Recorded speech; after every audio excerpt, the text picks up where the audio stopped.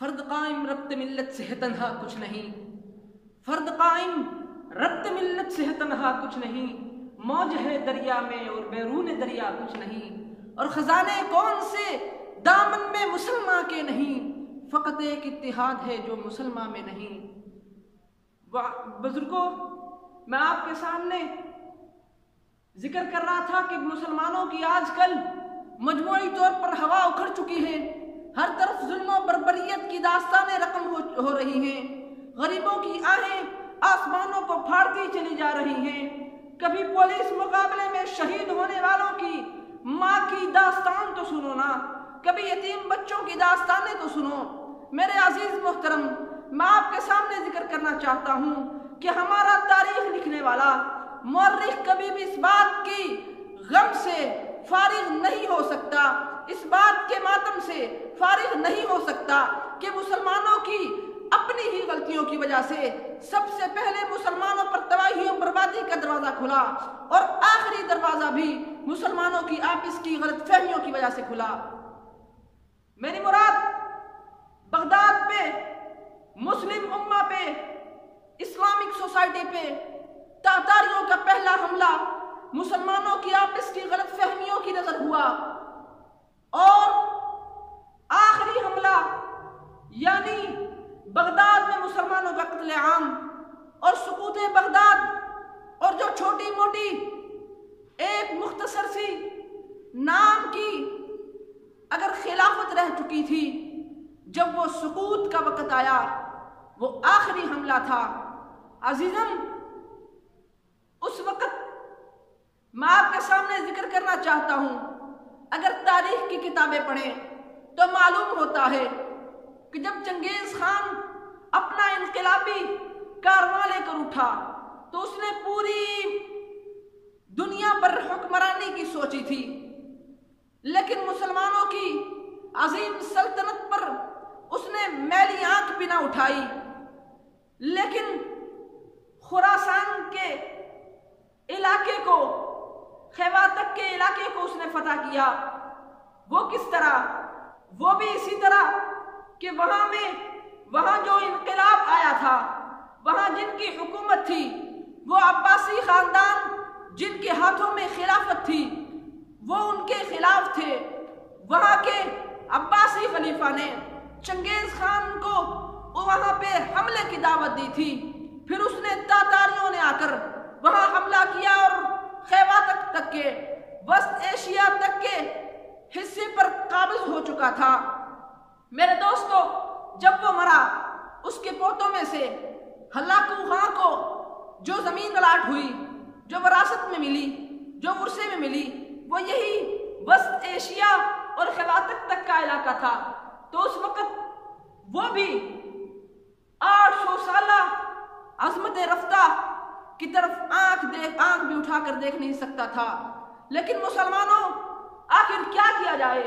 یہ آپس کی غلط فہمیوں کی وجہ سے اس نے اپنی تلوار چلائی اور پھر مسلمانوں کو تباہ و برباد کرتا چلا گیا۔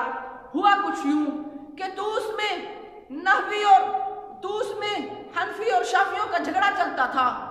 توس میں حنفیوں نے شافیوں کی ضد میں آ کر اس وقت شہر کے دروازے کھول دیے، قلعے کے دروازے کھول دیے، اور چنگیز خان کے پوتے ہلاکو خان کو یہاں پہ اس شہر میں حملہ کرنے کی دعوت دے دی۔ تو پھر تاریخ گواہ ہے کہ جب اس نے حملہ کیا اور تاتاریوں کی تلوار چمکی تو پھر انہوں نے نہ کسی حنفی کو چھوڑا، نہ کسی شافی کو چھوڑا، نہ کسی مالکی کو چھوڑا، نہ کسی حنبلی کو چھوڑا، تمام کے تمام کو ایک ہی تلوار تلے بچھا دیا گیا۔ عزیزو، یہاں پہ اگر بس ہوتی تو میں خاموش ہو جاتا، لیکن کیا کروں؟ جب آگے دیکھتا ہوں، تاریخ کے اوراق پلٹتا ہوں، تو مجھے معلوم ہوتا ہے کہ میرے معزز سامعین، پھر آگے بھی مسلمانوں کی آپس کی غلط فہمیوں کی وجہ سے، آپس کے غداروں کی وجہ سے مسلم امہ پر زوال آیا۔ ہوا کچھ یوں کہ عباسی خاندان معتصم باللہ کا جو اس وقت کا وزیر تھا، وہ ابن علقمی نام کا شیعہ تھا اور سنیوں کے ہاتھوں بہت سی اذیتیں برداشت کر چکا تھا۔ تو پھر کیا ہوا؟ تو اس ابن علقمی شیعہ نے اس ہلاکو خاں کے ایک معتمد وزیر توس کے رہنے والے ایک وزیر کو اپنا خط لکھا، اسے دعوت دی اس بغداد پہ حملہ کرنے کی۔ پھر کیا ہوتا ہے؟ تاریخ تو اٹھاؤ، پھر کیا ہوتا ہے؟ آؤ میں تمہیں بتلاتا ہوں کہ جب تاتاریوں نے حملہ کیا، بغداد میں مسلمانوں کا قتل عام ہوا، تو اس وقت نہ کوئی شافعی بچا تھا، نہ کوئی مالکی بچا تھا، نہ کوئی حنبلی بچا تھا، نہ کوئی شیعہ بچا تھا، نہ کوئی سنی بچا تھا۔ مجھے بتلاؤ کس کا رونا رویا جائے؟ عزیزوں، اگر یہاں پہ بھی بس ہو جاتی تو میں خاموش ہو جاتا، لیکن کیا کروں؟ جب آگے تاریخ پلٹتا ہوں، کچھ دنوں بعد جب خلافت عثمانیہ قائم ہوتی ہے، لیکن اس کے سقوط کا بھی یہی حال ہوتا ہے۔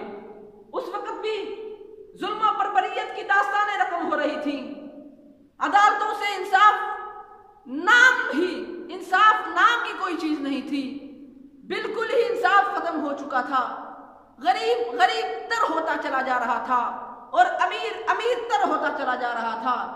اس وقت ایسے عالم میں بہت سے مورخین نے، اہل عقل نے، معذرت کے ساتھ، خواہ وہ مسلمان ہوں، خواہ وہ کرسچنز ہوں، خواہ وہ اس وقت کے غیر مسلم ناقدین نے بھی اس بات کی طرف اشارہ کیا تھا اپنی کتابوں میں کہ جناب مسلمانوں، اب جو آپ کے حالات ہیں،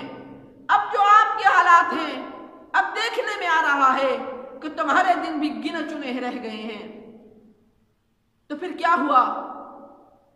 پھر وہ عظمت رفتہ بھی جاتی چلی گئی۔ عزیزوں، میں آپ کے سامنے کس چیز کا رونا روں؟ آج بھی اگر ہم اپنی نگاہیں دوڑائیں اور اپنے افکار سے سوچیں، ذہن سے سوچیں، اگر اپنی عقل کا درست استعمال کریں تو ہمیں آج بھی وہی حالات نظر آتے ہیں۔ مسلمانوں، آج بھی ابھی وقت ہے کہ ہم اپنے آپ کو سنوار لیں۔ ابھی وقت ہے جب پانی سر سے اونچا ہو جائے تو پھر وقت چلا جائے گا۔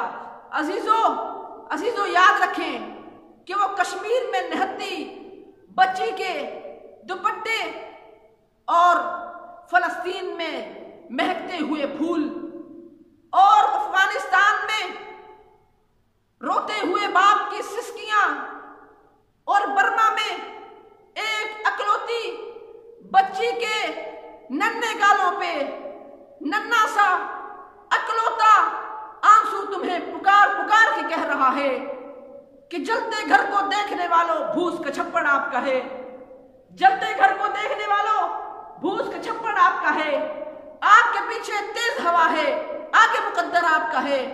اس کے قتل پہ میں بھی خوش تھا، میرا نمبر اب آیا۔ اس کے قتل پہ میں بھی خوش تھا، میرا نمبر اب آیا۔ میرے قتل پہ آپ بھی خوش ہیں، آگے نمبر آپ کا ہے۔ تو